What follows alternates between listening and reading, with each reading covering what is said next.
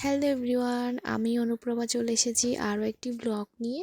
তো আজকেরটা হচ্ছে recipe share করব, আমার নুডলস রেসিপি। তো অনেক দিন ধরে কিন্তু খেতে ইচ্ছে করছিল, তো ফাইনালি আজকে বানিয়ে ফেলবো। তার জন্য আমি এখানে কিন্তু আলু কেটে নিয়েছি, আর আলু দিয়ে আজকে নুডলসটা রান্না করব, কারণ আমার হাজব্যান্ড আলু ছাড়া নুডলস খেতে পছন্দ করে না।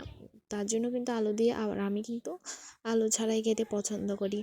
তো এখানে আমি ফার্স্টে পরিমাণ মতো জল দিয়ে দিয়েছি।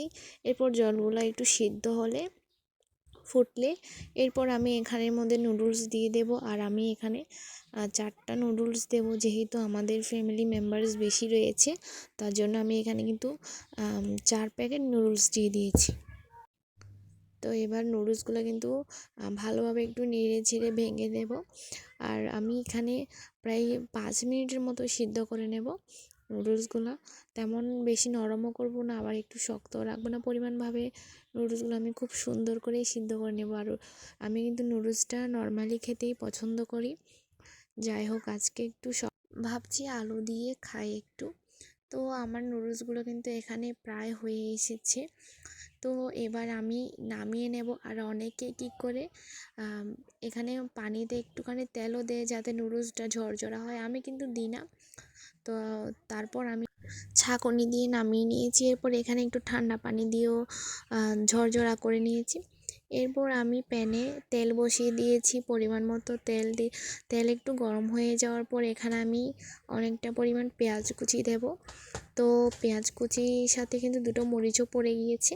মরিচটা আমি আসলে পেঁয়াজটা একটু হালকা করে ভাজা হয়ে গেলে এরপর দেব।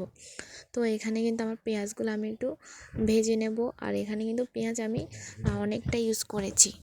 তো আমি সবগুলা সুন্দর করে একটু ব্রাউন কালার না হওয়া পর্যন্ত ভালোভাবে ভাজতে থাকবো। তারপর আমি এখানে যদি পেঁয়াজটা ভালোভাবে ভাজা হয়ে যায়, এরপরে কাঁচামরিচ দেব। তো দেখো, খুব সুন্দরভাবে কিন্তু পেঁয়াজটা ভাজা হয়ে যাচ্ছে। আর নুডলস কার কার ফেভারিট, আশা করি 100%-এর মধ্যে কিন্তু 99%-এর মানুষের কিন্তু নুডলসটা অনেক বেশি ফেভারিট। তো আমার কিন্তু হয়ে এসেছে। এরপর আমি এখানে দিয়ে দিয়েছি হচ্ছে মরিচ কুচি, পরিমাণ মতো মরিচ কুচিও দিয়ে দিয়েছি। আর আমি একটু ঝাল ঝাল করেই বানাবো, তার জন্য আমি এখানে অনেকটা পরিমাণ কাঁচা মরিচ কুচি দিয়ে দিয়েছি। দিয়ে আবারও ভালোভাবে ভাজতে থাকবো। তো ভাজা হয়ে গেলে এরপর আমি এখানে দিয়ে দিয়েছি পরিমাণ মতো আলু দিয়ে এরপর আবারও ভালোভাবে ভাজতে থাকবো। আর আমি কিন্তু আলু এই সাইজের করে কেটেছি। ভাবলাম আজকে একটু অন্যভাবে আলুটা কেটে দিই, অনেক সময় তো কুচি কুচি করে কেটে দেওয়া হয়, আজকে একটু অন্য সাইজের ভাবে আলুটা কেটেছি। এখন কেটে ভালোভাবে পেঁয়াজ আর মরিচের সাথে আলুটা মিশিয়ে একটু ভেজে নেব। এরপর আলুর মধ্যে দিয়ে দিয়েছি আমি পরিমাণ মতো লবণ। আর যেহেতু নুডলসের মশলা ইউজ করব, তাই আমি লবণের পরিমাণটা প্রথমে একটু কম দিয়েছি। তো দিয়ে আমি এবার ভালোভাবে নেড়ে ছেড়ে নেব, সব কিছুর সাথে ভালোভাবে মিশিয়ে নেব।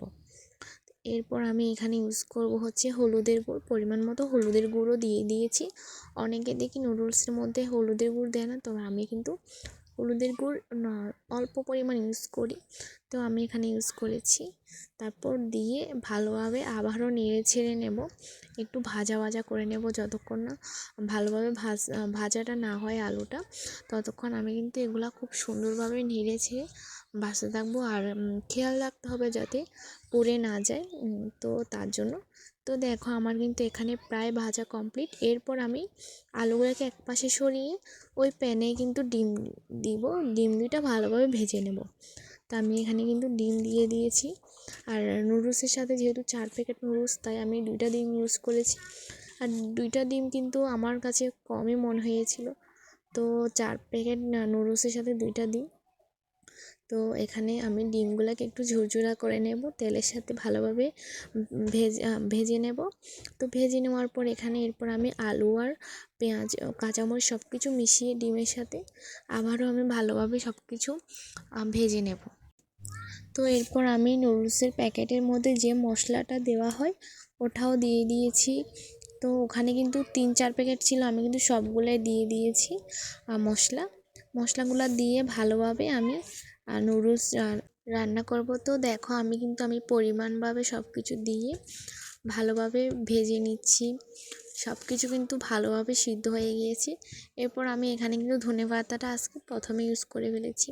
তো প্রথমে আলুর সাথে ভালোভাবে ধনেপাতাটা মিশিয়ে নিয়েছি, এরপর আমি নুডলসটা দিয়ে দিয়েছি। আর দেখো খুব সুন্দর ঝুরঝুরা হয়েছে, হালকা একটু নরম হয়ে গিয়েছে, কিন্তু নুডলসটা কিন্তু অনেক ঝুরঝুরা হয়েছিল। আমি কিন্তু তেল দিইনি, তারপরে দেখো খুব সুন্দর হয়েছে। আর এখন আমি সব কিছু ভালোভাবে মিশিয়ে নেব নুডলসের সাথে। আর নুডলস কিন্তু আমাদের বাসায় সবাই অনেক পছন্দ করে, যেহেতু আমাদের বাসার ফ্যামিলি মেম্বারস অনেক বেশি, তার জন্য আমি এখানে 4 প্যাকেট নুডলস রান্না করেছি। তো এখন খুব সুন্দরভাবেই আমি এখানে কিন্তু সব কিছু মিশিয়ে নিচ্ছি খুব ভালোভাবে। তো দেখো, আর আজকে কিন্তু আমি সসটা ইউজ করিনি, টমেটোটা ইউজ করিনি, আর সসটা কিন্তু বাসায় ছিল না। তবে সস ছাড়া কিন্তু খেতে ভালোই লেগেছিল, খারাপ লাগেনি।